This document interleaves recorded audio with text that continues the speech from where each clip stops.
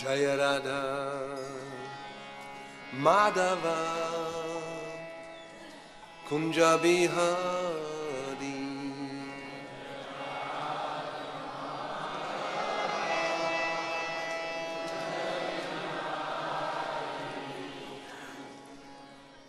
Jaya Radha Madhava Kunja Bihari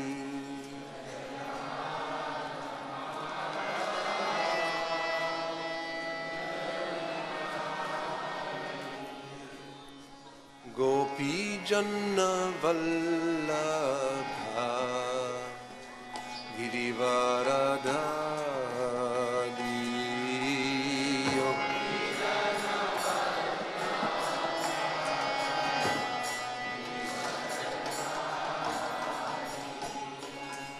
Gopi Janna Vallabha Girivaradhari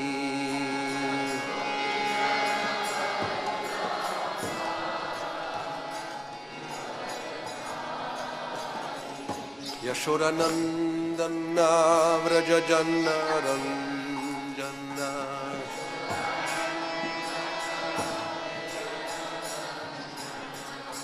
Yashodanandana Vraja Janna Ranjana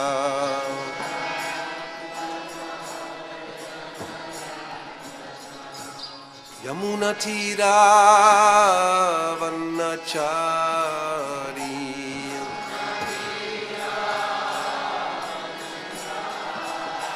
Yamuna Tira Vanachari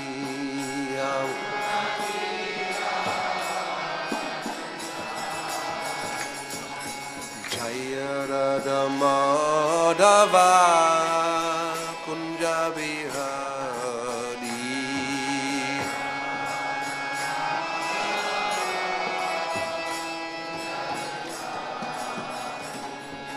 Jaya Radha Madhava Kunja Bihari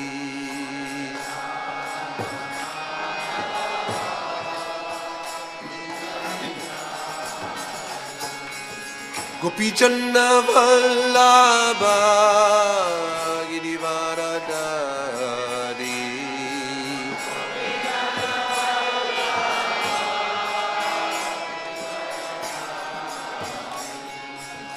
Gopi Janna Vallabha Girivaradhari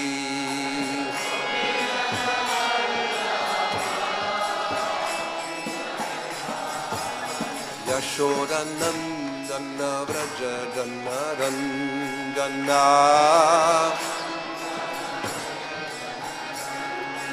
Yashodanandana Vraja Janna Ranjana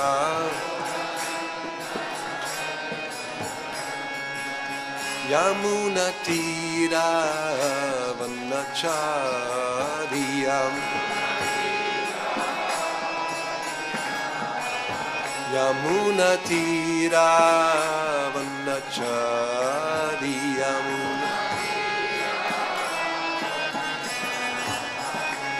Jaya Radha Madhava Kunja Bihari Jaya Radha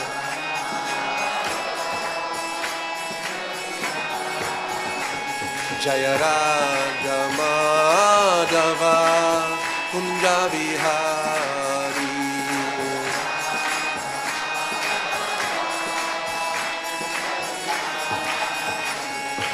Gopi Janna Vallabha Girivaradhari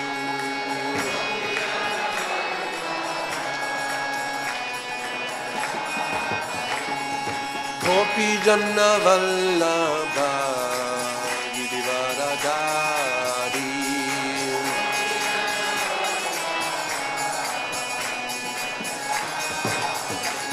Yashodanandana Vraja Janna Ranjana Yashodanandana Vraja Janna Ranjana Yamunatira Vanachari Yamunatira Vanachari Hare Krishna Krishna Krishna Hare Hare Hare Rama Rama Rama Hare Hare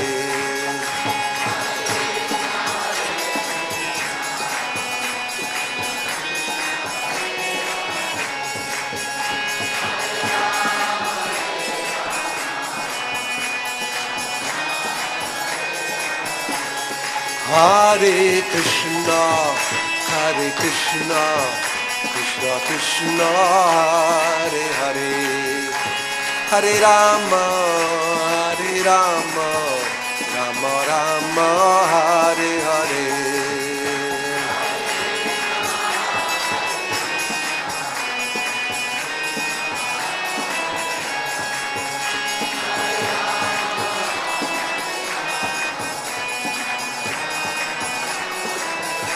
Hare Krishna Krishna Krishna Hare Hare Hare Rama Rama Rama Hare Hare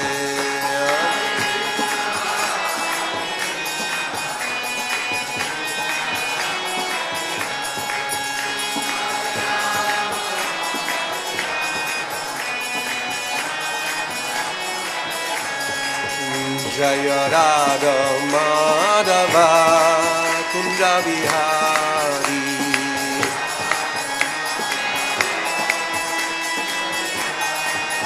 Jaya Radha Madhava Kunja Bihari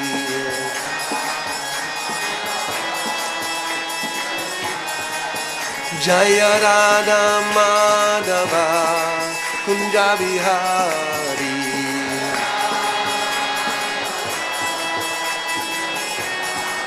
Jaya Radha Madhava Kunja Bihari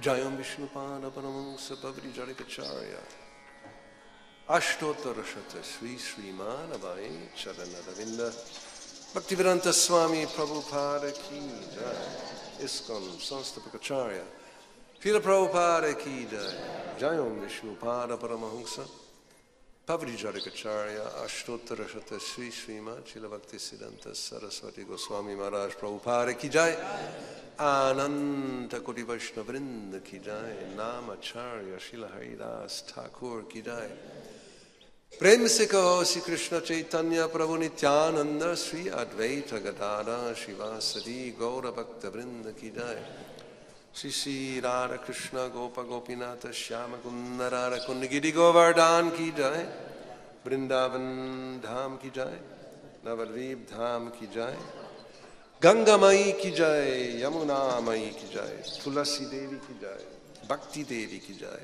Sama Beta Bhakta Vrinda Ki Jai All glories to the assembled devotees. All glories to the assembled devotees. All glories to the assembled devotees.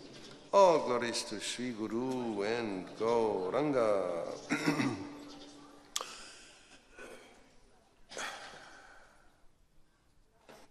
Nama Om Vishnu Padaya Krishna Prasthaya Bhutale Srimate Bhaktivedanta Swami Niti Namine Namaste Saraswati Devi Gauravani Vacharine Nirvishesha Shunyavadi Vashatya Desha Charine Om Namo Bhagavate Vasudevaya Om Namo Bhagavate Vasudevaya Om Namo Bhagavate Vasudevaya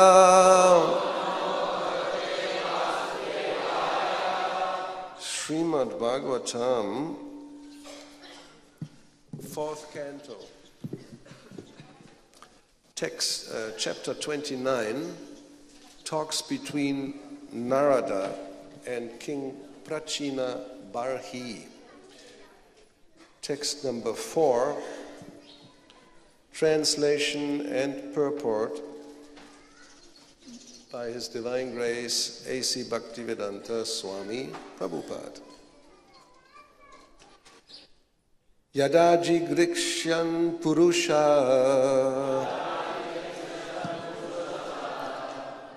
kartsnyena prakrite gunan navadvaram dvihastangri tatra manuta sadviti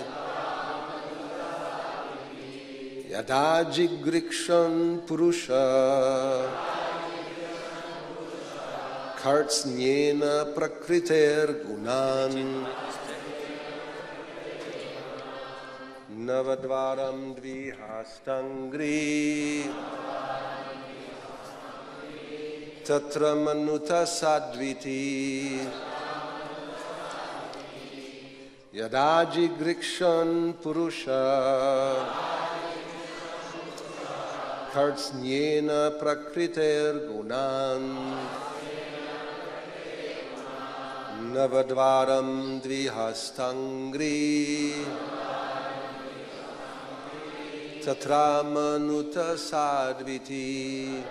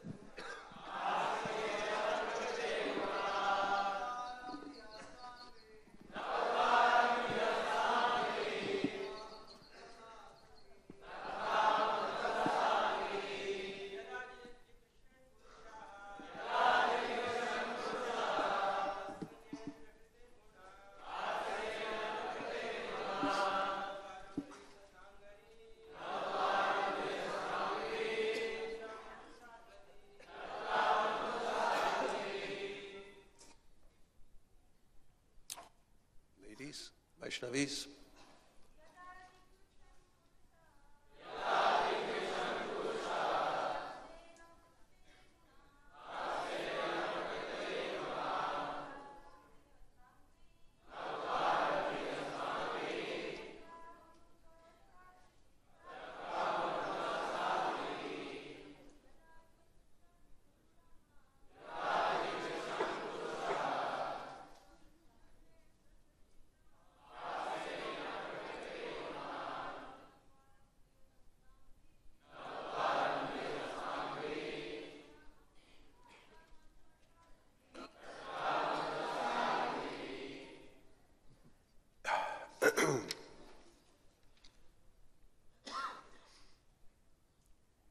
Yada, when, jirikshan, desiring to enjoy, purushaha, the living entity, kartsnyena, in total, prakritehe, of material nature, gunan, the modes, navadvaram, having 9 gates, dvi, 2, hasta, hands, angri, legs.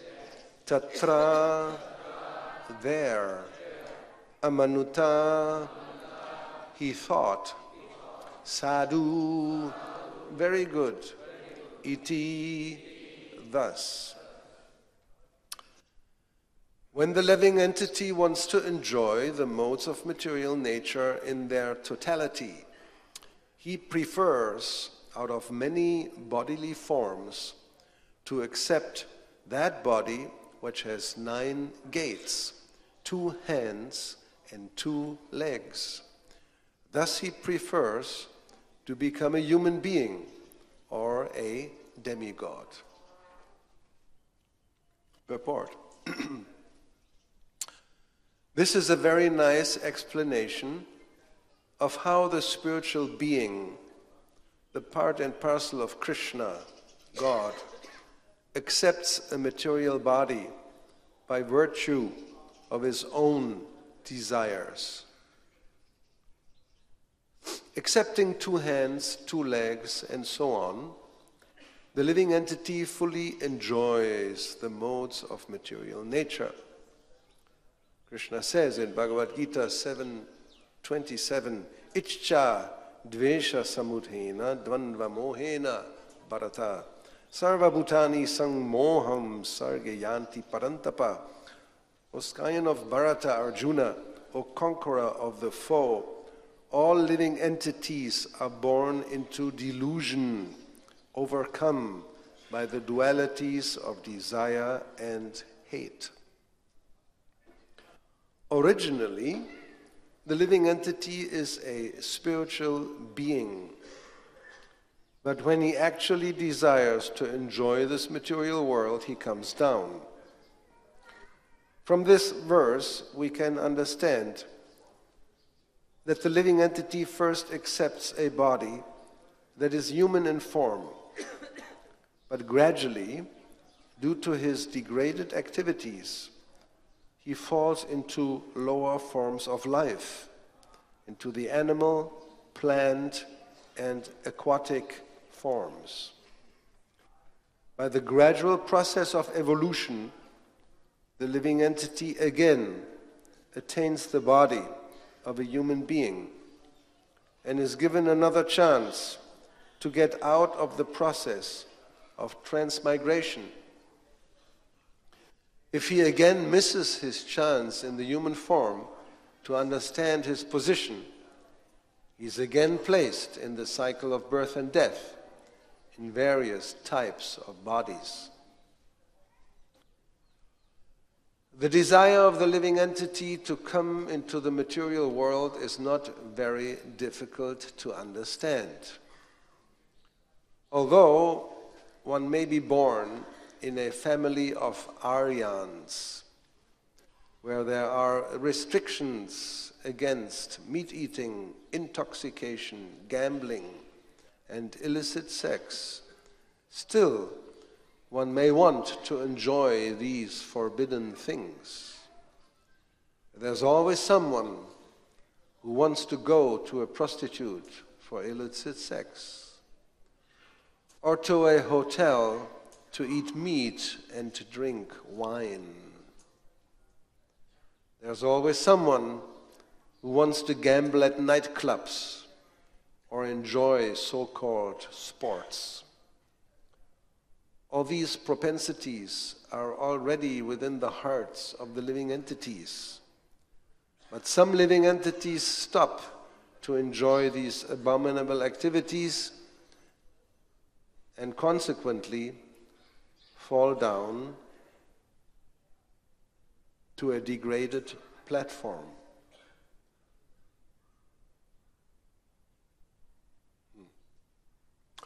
The more one desires a degraded life within his heart, the more he falls down to occupy different forms of abominable existence.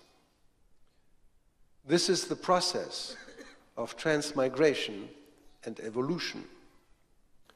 A particular type of animal may have a strong tendency to enjoy one kind of sense enjoyment. But in the human form, one can enjoy all the senses. The human form has the facility to utilize all the senses for gratification. Unless one is properly trained, he becomes a victim of the modes of material nature, as confirmed in Bhagavad Gita 3:27. Prakrite kriyamanani gunai karmani sarvashaha ahankara vimudhatma kartaham iti manyate. The bewildered spirit soul, under the influence of the three modes of material nature, thinks himself the doer of activities that are in actuality carried out by nature. As soon as one desires to enjoy his senses, he puts himself under the control of material energy and automatically or mechanically is placed into the cycle of birth and death in various life forms. Yada jidrikshan purusha kartsnyena prakritiya gunan navadvaram dvihastangri tatra manuta sadviti. When the living entity wants to enjoy the modes of material nature in their totality, he prefers, out of many bodily forms, to accept that body which has 9 gates, 2 hands and 2 legs. Thus he prefers to become a human being or a demigod. Omajnana timirandasya gyananjana shalakaya chakshurun militam yena tasmai Sri Gurave namaha Sri Chaitanya manobishtam stapitam yena bhutale swayam rupa karamayam dadati swapadantikam. Hey Krishna karuna sindho dinabandho jagatpate Gopesha Gopika Kanta Rara Kanta Namostute Tapta Kanchana Gaurangi Radhe Vrindavaneshwari Brishabhanu Sute Devi Pranamami Hari Priye Vanchakalpa Tarubhyascha Kripa Sindhubhya Evacha Patitanang Pavanebhyo Vaishnavebhyo Namo Namaha Sri Krishna Chaitanya Prabhu Nityananda Sri Advaita Gadara Shivasadi Gaura Bhakta Vrinda Hare Krishna, Krishna Krishna, Hare Hare, Hare Rama, Rama Rama, Hare Hare, Hare Krishna. So, this is verse 4 in this chapter, so I will read the first 3 verses also. This chapter comes after a whole section of Narada Muni explaining to King Prachinabarhishat a allegorical story, the story of Puranjana, which begins in chapter 25. So 25, 26, 27, 28, 4 chapters. Narada Muni explained the situation of Puranjan, which is the living entity. It stands for us. Each of one is a Puranjana. And at the end of the last chapter, 28, he says, "Thus I have described the story of Puranjana to you." And actually, it is an instruction for self-realization. One should understand by hearing a story like that, what is our real position and what one should do to solve the problems that come along with being in the material world. So, now King Prachinabarhi, he says that, "My Lord, we could not appreciate completely the purport of your allegorical story of King Puranjana. Actually, those who are perfect in spiritual knowledge can understand, but for us, who are overly attached to fruitive activities, to realize the purpose of your story is very difficult." So now Narada Muni, in this chapter, he just summarizes and gives another explanation in a different, slightly different way, so hopefully now we will be able to understand. So therefore Narada Muni now, he starts again. He says, you must understand that Puranjana, the living entity, transmigrates according to his own work into different types of bodies, which may be one-legged, 2 legs, 3 legs, 4 legs, many legs, or simply legless, no legs. Transmigrating into these various types of bodies, the living entity, as the so-called enjoyer, is known as Puranjana. The person I have described as unknown is the Supreme Personality of Godhead, the master and eternal friend of the living entity. Since the living entities cannot realize the Supreme Personality of Godhead by material names, activities, or qualities, he remains everlastingly unknown to the conditioned soul. And then he says, this verse of today, when the living entity wants to enjoy the modes of material nature in their totality, he prefers out of many bodily forms to accept that body which has 9 gates, 2 hands and 2 legs. Thus he prefers to become a human being or a demigod. And in this connection, Srila Prabhupada explains that if we look at different types of bodies, animals or insects or whatever, generally one sense is strong, predominant for their enjoyment. But the human being has the so-called advantage, which actually is a disadvantage, that all senses are strong. So therefore it says here, if the living entity wants to enjoy the modes, the material nature in as much as possible in totality, then the best body to do that is the human body, which includes becoming a demigod. Because this human body we have right now, especially in Kali Yuga, is more or less suitable. It's many times not very suitable because it's not strong.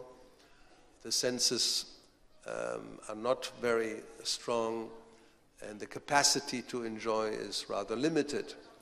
But as it is explained in the 5th canto, when there's a talk about the demigods, they can have bodies that have the strength of 10,000 elephants.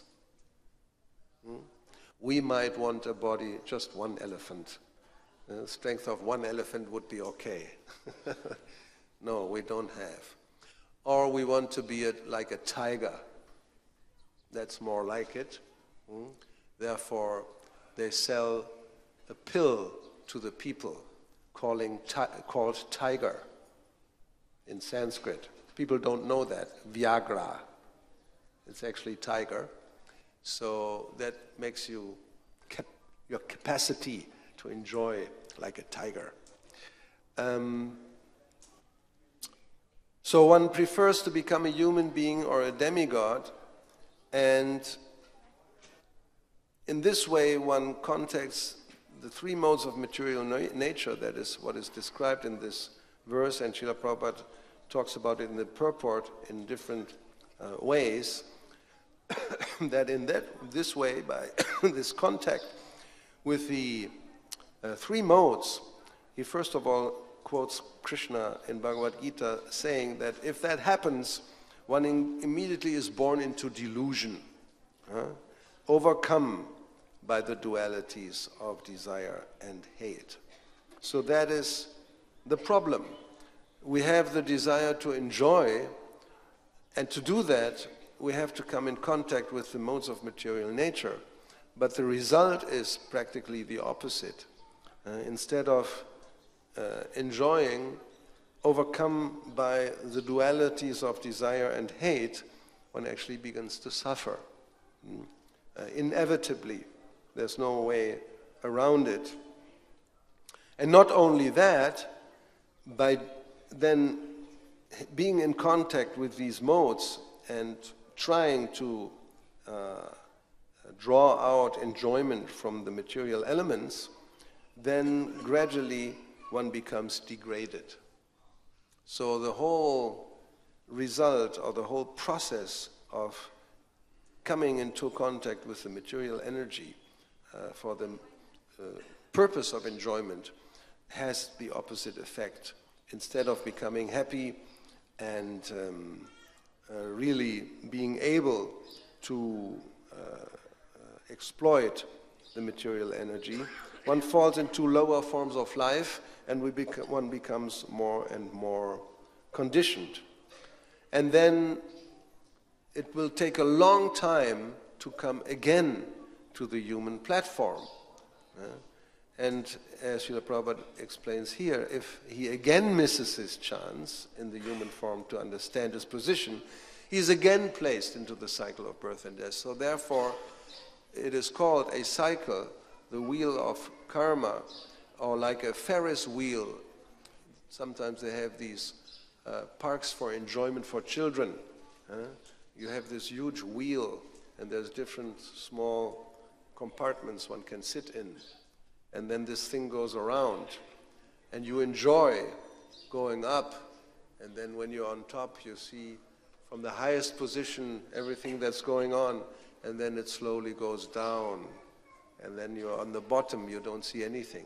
But you hope, yes, we were going to go up again. And this can go around and around and around.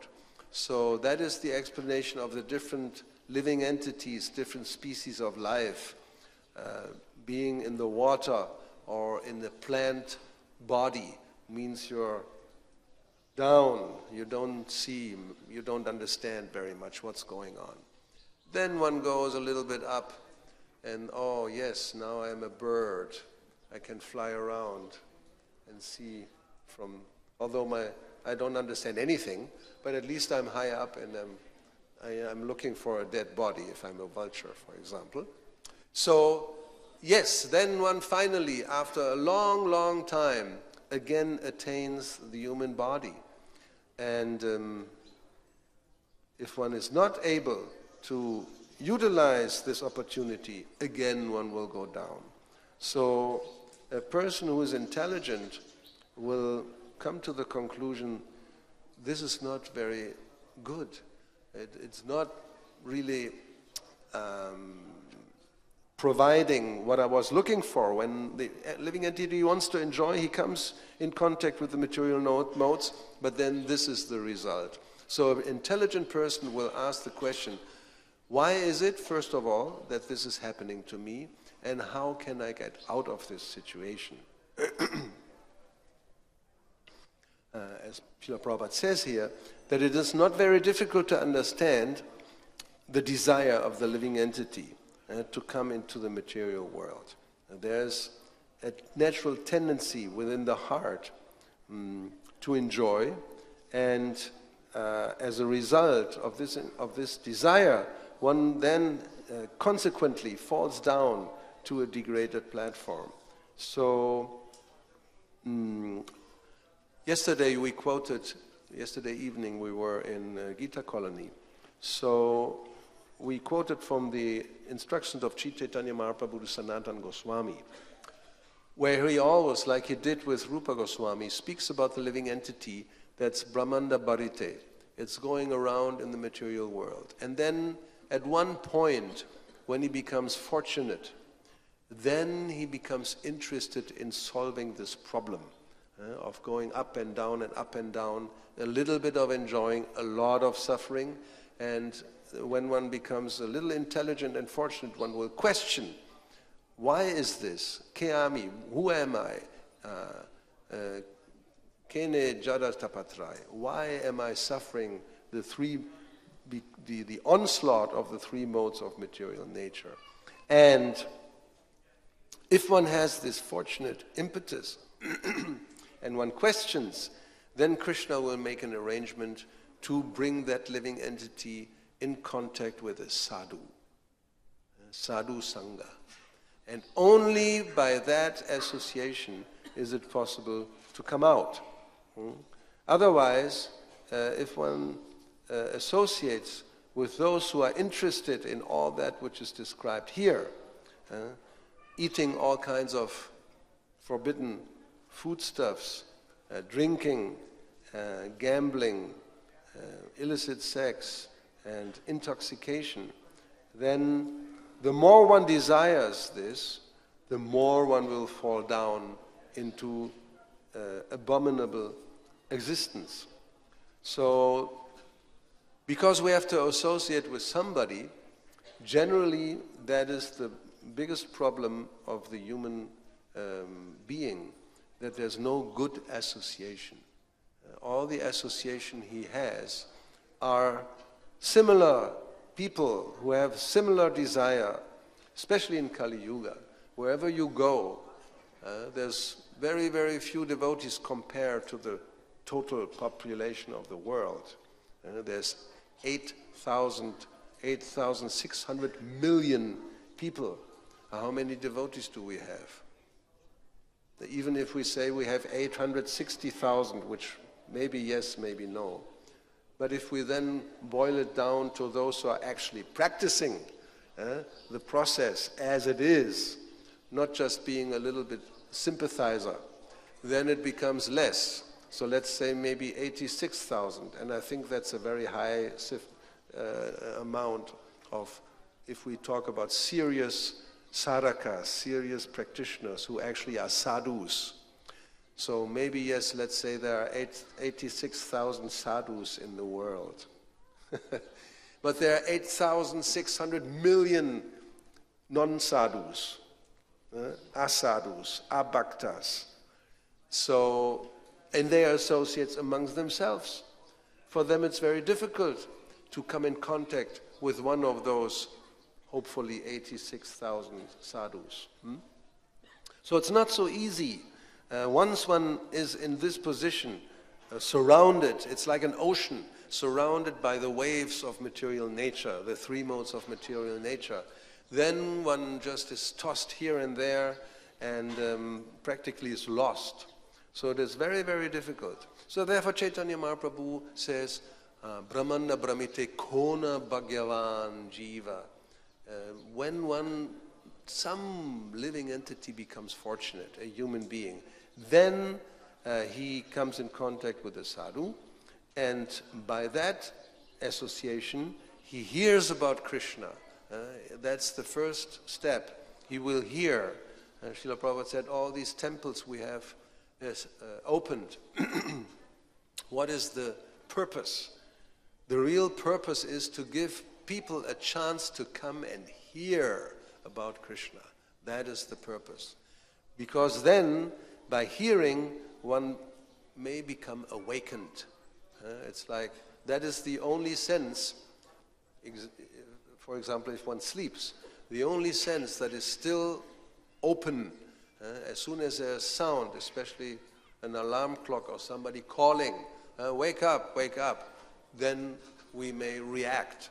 Just by some light or some smell or any other stimulation for the senses, that is not sufficient. The ear is the via media to wake up when one sleeps or to receive information, knowledge. So that is the way, by coming in contact with a devotee, a sadhu, then one may be saved from this situation which is described here. How Puranjana, how the living entity is entering the material world to enjoy the modes of material nature, and he gets this body which has 9 gates, which are the openings, 2 eyes, 2 ears, 2 nostrils, a mouth, an anus, and the genital. These are 9 gates, 9 ways also to go out to the material world and to receive the stimulus from the different sense objects of the material world. So in this way, the human being or demigod, which are very similar forms, they are in contact with this material energy and they become conditioned. So only when a non-conditioned living entity, a saintly person, a sadhu, gives information about a higher life beyond the modes, Brahma Bhuta Prasanatma.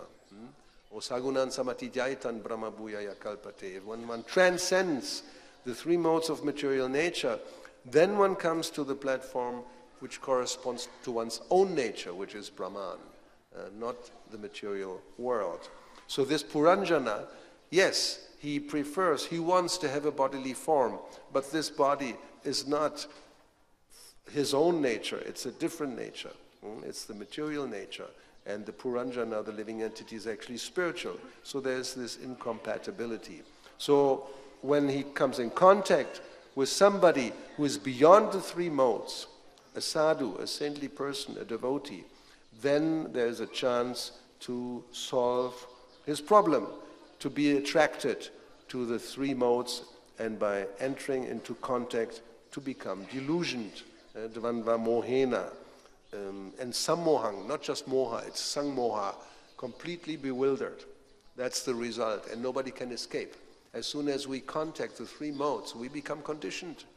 You cannot just think that, oh, to me it will not have any effect. No. As soon as we are exposed to the three modes, then we become conditioned. And there's a whole chapter Krishna dedicates in Bhagavad Gita to this effect. What happens if we contact the different types of modes? What kind of conditioning we will experience? Especially the lower modes. There are three. One is Sattvaguna. But Sattvaguna, who is in Sattvaguna? The mode of goodness. Practically nobody. Again, out of 8,600 million people, how much sattva is there? Very, very small degree, if at all. But generally, it's a lot of rajas, and the majority is tamas, ignorance. So, what happens, Krishna says, sattvam sta, udvam gachanti sattvasta. One will go up in sattva. That's the only way to go up, even inside the material world. But the other two, one practically goes down. Even Rajaguna says, yes, you stay on that platform in between like these middle planetary systems, but actually finally one will go down. So this whole enterprise, this whole desire, the living entity wants to enjoy the modes of material nature, is very risky. It never brings a good result. We may think, actually that's the illusion, that we will control the modes. We will manipulate them and enjoy them and exploit them and use them for our purpose. That's what everywhere is happening. And the result is just the opposite. Finally, we are completely under the control of these three modes. We have seen the picture of like a marionette. There's these strings attached, and then you have arm, you go there like this, as the strings are pulled. So that's how material nature is controlling us. The three modes are this like strings, and whatever is a little pull, and we go like this, we go like this. So there's no freedom. We imagine, oh, I can do whatever I want, but if one analyzes with some intelligence, you're very, very, very conditioned. You want to enjoy eating, people try to do that, especially nowadays. And what happens? They become like elephants. Overweight, obesity is 70% in some Western countries. 70% growing. So at one point in, who knows, maybe 10, 20 or more years, the population will be 99.9% elephant-like, and maybe some sadhus in between who are like a little less. So, yes, the desire is there. I want to eat unlimitedly, but the body doesn't allow. Because if you come to that situation, generally there are so many unwanted consequences in terms of health. To have a body like that means there are health issues. It may even just start with your knees, who cannot support 150 kilos on top of them. and the blood sugar level is very, very high, and the tension is very high, the heart is suffering. So, no, we think we can just do whatever we want in the material atmosphere, but the laws are very strict. So if we just go a little bit beyond what is allowed inside a little space you have, then there are very negative consequences. But anyway, even if one becomes a health freak, a vegan, and this and that, and practices yoga and becomes super healthy and just perfect body, still he has to die. So that's not the solution either. So the only solution is sadhu sangha and coming out of this material atmosphere completely. Not a demigod body, not a perfect yogi body, and not what to speak of a materialistic sense enjoyer body. It's all unwanted, not wanted. So yes, I see people sometimes here in this park in the morning, there they are, the businessmen, doing like this and this. Thinking, well, in this way we'll become, in good shape, we'll become strong, and then go for it. Now the whole day is in front of me and I can finally really enjoy. No, it's just illusion. So we should understand. We can see it's not so easy. Narada Muni, he has explained everything to Prachinabhari Shat, and still he says, I really didn't understand exactly what you were telling me. So now he is again explaining it. Now our advantage is we have it as a book. So if we didn't understand it by hearing one time, we can and read it again. And then we can read it again and read it again if necessary, until finally maybe we understand something. Okay, so this is how far I will go. We have a few minutes if somebody wants to comment or ask a question about the situation of Puranjana in the material world. Yes. Haribol. Oh, we have a microphone. Oh, you have it already.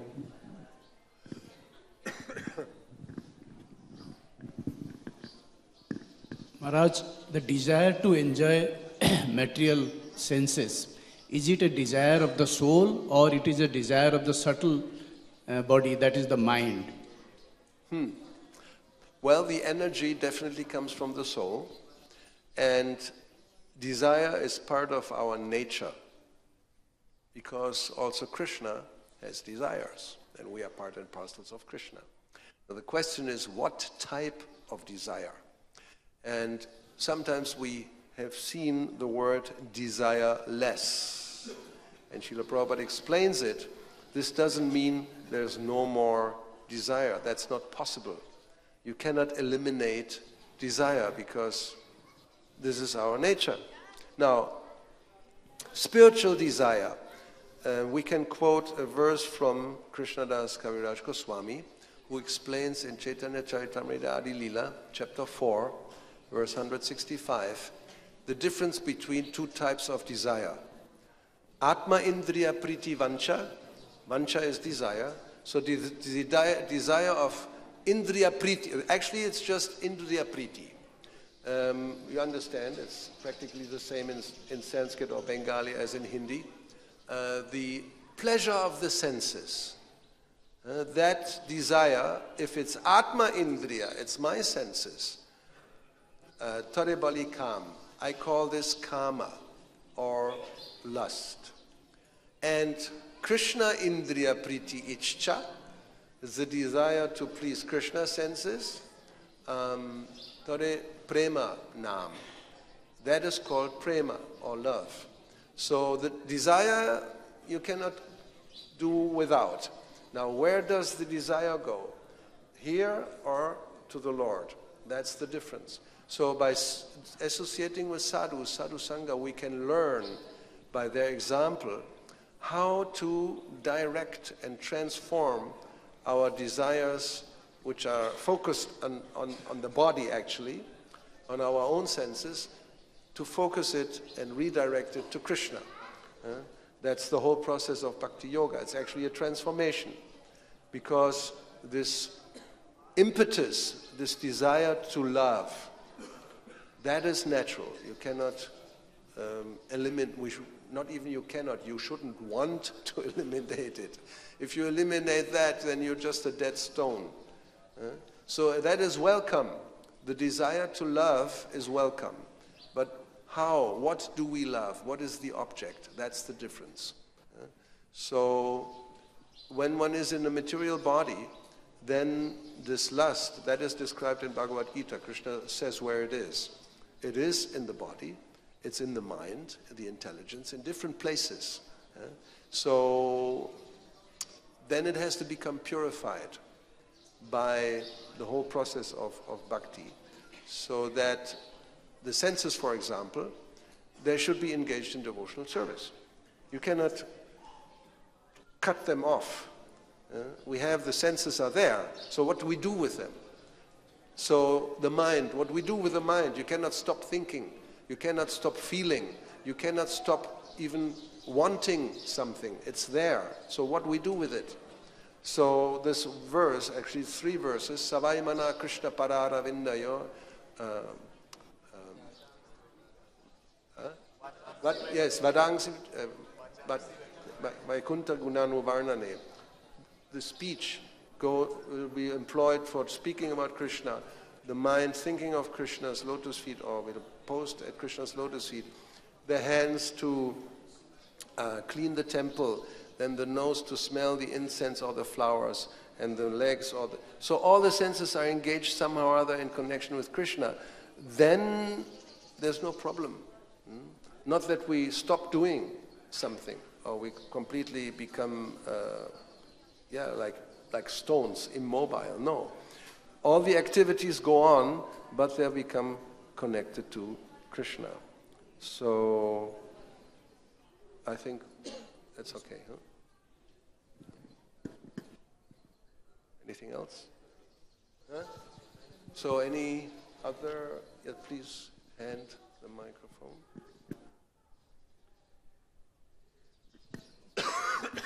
Hare Krishna. Thank you, Maharaj, for a nice lecture. So the Prabhupada is making the point in the purport that when Jiva falls from Vaikuntha, he has this choice to accept any kind of body. Out of 8,400,000 of bodies, he has choice. So he is given complete freedom, and he does not have any karma. So Krishna does not make any karma. He gives choice. So this is the magnanimity of Krishna, that he does not consider any karma. Okay, you enjoy as you like, you enjoy. So this is the magnanimous. That's how it looks like, yes.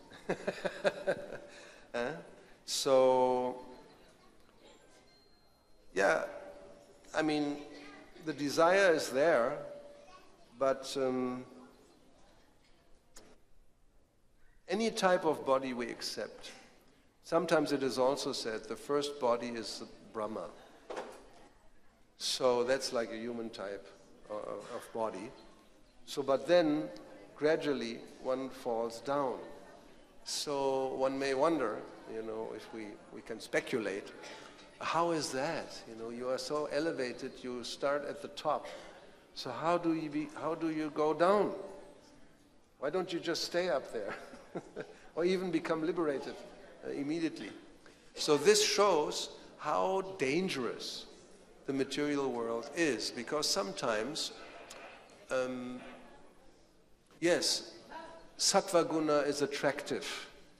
People think, if I just become sattvic and have a very healthy and very good, very nice lifestyle, then, I'm not really conditioned, or not so much. That's not the solution. And as Krishna says in Bhagavad Gita, because you actually feel good, there's well-being, you are healthy, there's no major disease or any discomfort in the body even, not even in the mind. One may be peaceful, one may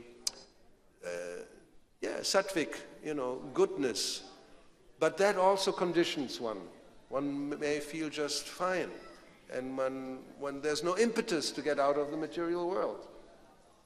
So, but material energy is so strong that although one may try to maintain himself on the sattvic platform, it is not possible. One gradually will become degraded. Tamas and rajas have their influence. So it's not even desirable to stay in a sattvic situation in the material world. It is not possible to maintain. A living entity starts in a very good position, as it is explained here, either as a human being, which also gives the facility to become perfect, and one doesn't utilize the opportunity.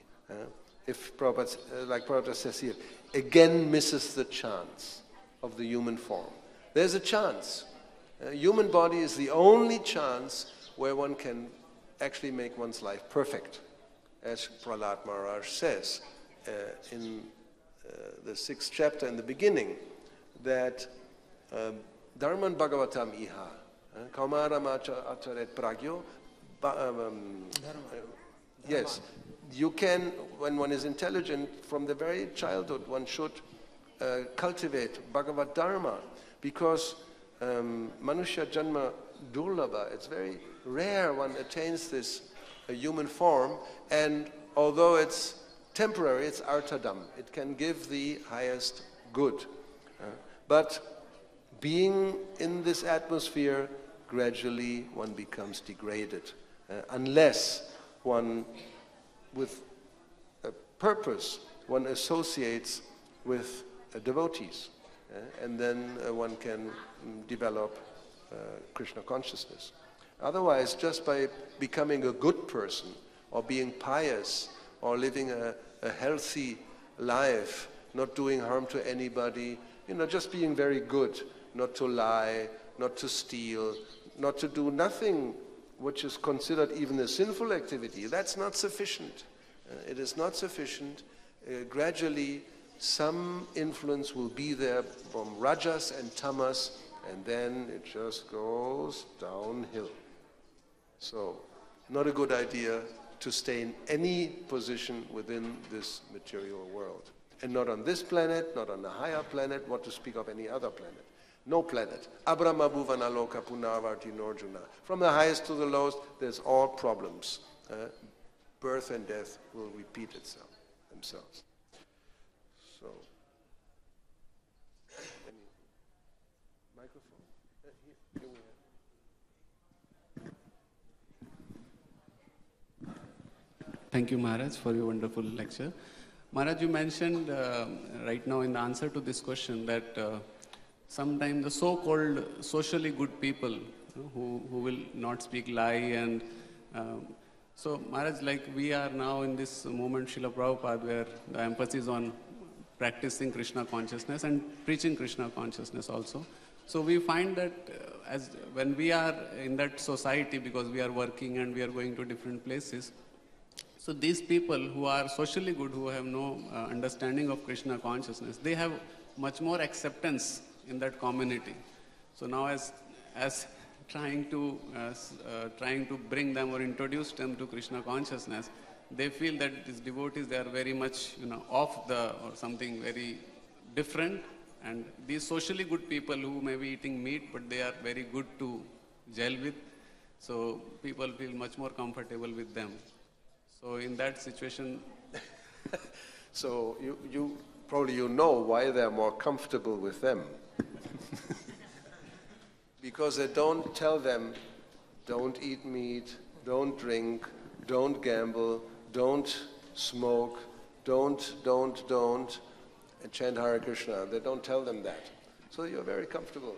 You just, even as Prabhupada sometimes mentions, the so-called spiritualists, in that, 50 years ago, we had, nowadays maybe not so anymore, but I remember there were all kinds of gurus around. There was Guru Maharaji, there was Maharishi, there was Rajneesh, there was this one and that one. And the common denominator of all of them is that you just continue what you're doing, no problem. I give you a mantra, you pay something, not so much, and then you will become perfect anyway. So, no, it's not possible. You just continue whatever you do, but you just chant a little, just do some mantra or some meditation or whatever they tell them. Or sometimes they practically you don't have to do anything. You just give me your money and everything will be all right. So no, people don't like tapasya. And without tapasya, it's not possible to make any advancement in spiritual life. Although, it's not, sometimes we say it's just a little few things don't do. But even that, it's like, Prabhupada gives the example always of this lord in England, Lord Zetland, who asked his godbrother, Prabhupada's godbrother, whether he could become a Brahmana. And the godbrother said, yes, you can. So what's the process? So no meat eating, no fish, no egg, no whiskey, no young ladies besides your wife, and all the no's. And the reply was simply, impossible. This is our life. That's what he said. So for many people, this is our life. And the people you described, they don't interfere with this lifestyle. They say, you just doesn't matter. It's not very important. You continue, and still you become a good person, or whatever they tell them. And they become accepted, of course. So therefore Prabhupada said, if I would have not had these restrictions, then I could have had millions of followers. But what for? What's the use? What's the use of millions of stars? Better is one moon. So yes, we want to have one perfect, pure devotee instead of hundreds and thousands of so-called wishy-washy, sadhus. So no surprise that people feel comfortable with those who just don't tell them anything what they should do or not do. As soon as you go, in the beginning, Srila Prabhupada also said that. In the very, very beginning, he didn't immediately tell those who were coming, oh, you don't do this, you don't do that, then they would have gone away immediately. Actually, he thought, I think he writes it in his diary or in one of his poems, I thought, as soon as I tell them, no meat, no fish, no egg, no intoxication, no illicit, they will just go home. And surprisingly, he first of all had them chant and take prasadam, and then gradually introduced the rules, and they accepted it. And that was a miracle. Who would have expected that, hippies in New York and San Francisco would accept these 4 restrictions? It's inconceivable. So it happened by Krishna's grace, Prabhupada's grace. Hare Krishna Maharaj, thank you for this wonderful class. My question is, as you told that as it is rarest to have the association of devotee in this material world, unfortunately we have such a wonderful association, but unfortunately, in spite of this, many times we are not able to take proper advantage of this association. And after many years also, still we have all these problems, and still we are not able to overcome 3 modes of material nature. So how to take maximum benefit of devotee association? You can answer yourself. I mean, we have to do it. Nobody can do it for you. And actually we always have the choice. This little freedom is never completely cut off. It's Krishna's quality, svarat. So we have a little bit of freedom all the time. Anytime. I mean, if I want, now, I finished the lecture, so what can I do? I just walk out and go to some place here and order something which I shouldn't drink or eat, for example. I could do that. Who will? I could make a phone call to get some new association, some escort service. You know, I'm here in Delhi, I'm just arrived, I don't know anybody. You have some young lady who can show me around to the different places, and they will provide. And such a lady will show you around and will show you other things if you want. So I can do that if I want. I don't do that. But the choice is always there. If we want to stay, we want to have the association of devotees, it's there. We can come. You are now have all come to the temple. It's, what, Sunday morning, right? At this time, maybe not in Delhi, but you go anywhere practically in the world, everybody is sleeping. It's weekend. And Prabhupada said people are so actually degraded, so unintelligent. They think to be able to sleep is a gain. It's a plus. Now I can sleep. Finally I can sleep. It's a loss. You're in ignorance. But when the weekend comes, people sleep until noon or in the afternoon. I mean like 12 hours or more, because now I don't have to work, I can sleep. But you don't sleep, you have come here, so, but you had the choice. You could have stayed home and sleep, or watch TV, or whatever, go to some event out there, but you have come to the temple to be with devotees. So this choice we always have, and we always have to take the choice every single day. So the more we hear and understand the importance of sadhu sangha, of practicing Krishna consciousness, then we will make the right choice. But the problem or the danger is asat sangha, because yes, we are not isolated. We have to interact with the world. And the interaction is not only direct. Nowadays, internet is there, and as soon as we get online, we are surrounded by asat sangha. So it's unlimited, millions of pages of asat sangha. There's no, you can, 24 hours without stopping. You don't have to visit the same page again. And not for 1 year probably you could go continuously from one place to, you're jumping around in asat sangha.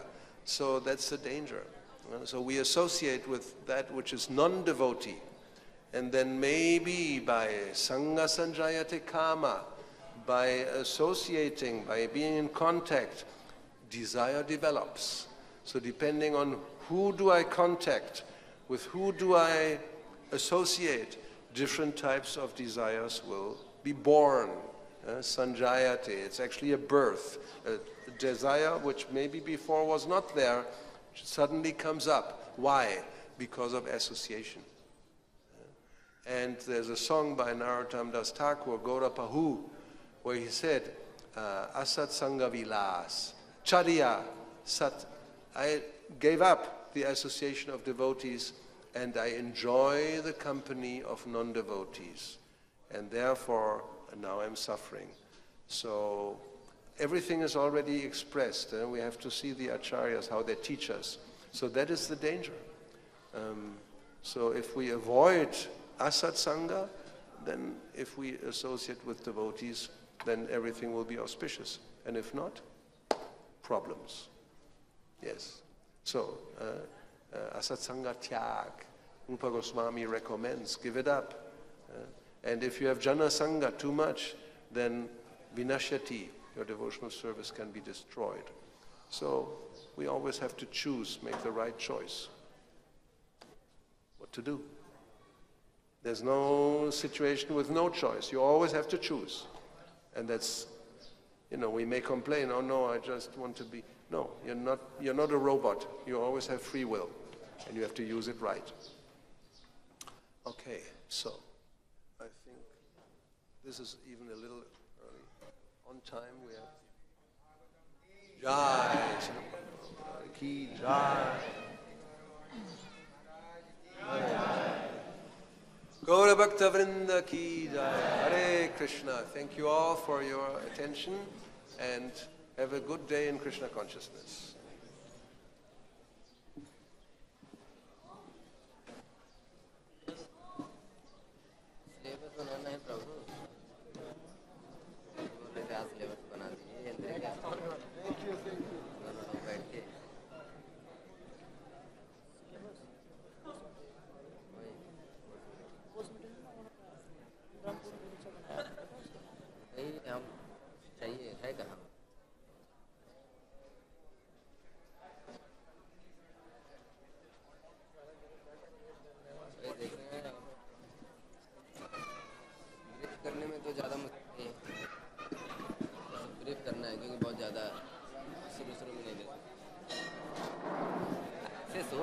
जाके प्रश्न पूछ रहे हैं।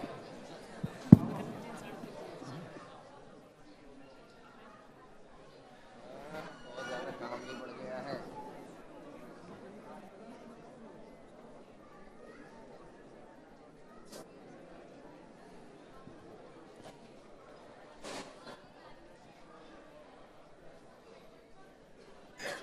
क्या बंद नहीं है?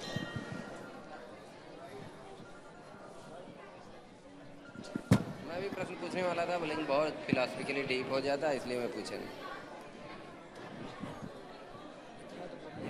हाँ? कभी हमारे में कभी ऐसा जिज्ञासा नहीं आता है। आता है लेकिन